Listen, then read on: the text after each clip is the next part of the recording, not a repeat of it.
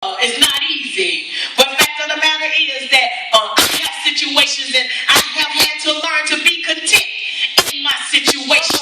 So I want you to know that it is very possible to be content even during harsh situations. Paul said in Philippians 4:11-12, said, I have learned to be content whatever the circumstances. I know what it is to be in need, and I know what it is to have plenty. I have learned the secret of being content in any and every situation.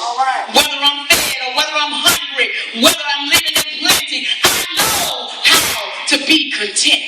Listen, you have to understand that contentment is a lesson learned not in a classroom, or it's not learned overnight, but through many circumstances and experiences in your life.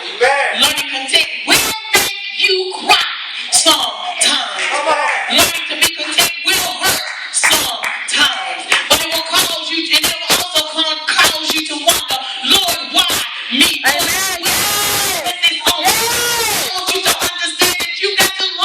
To be content, because we have to learn also that even in our trying times, God is lifting us up in our situation. We have to learn sometimes that even when our situations are putting us down, it is sending us to a place where God can speak to our spirit and lift us up, and He be exalted in the world. Amen.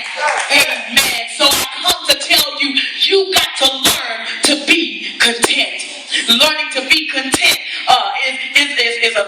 is to be content. In verse 12, lists a broad example. Number one, it says to be abased literally means to discipline yourself. To discipline myself. I've learned to be abased. I've learned how to discipline my mouth. When I want to talk, it's time for me to talk. When it's time for me to shut up, I'm not going to over talk. I'm going to be quiet, and I'm going to let the Lord fight my battle. Learning to be content. When I go to shop, I'm only going to go in there and get what I'm supposed to get. I'm going to be content. Even though that look good, those shoes look good with this bag, I know right now I got to be content. I'm not going to get it. When I go to the buffet, even though I know I can eat all I can eat, I'm going to be content with knowing that I got to look out for my, come on somebody, I got to look out for my health. We've got to learn to discipline ourselves. To tighten your belt in lean times. To be abound means to live in prosperity. And everybody hear that word prosperity, and the first thing we think of is what?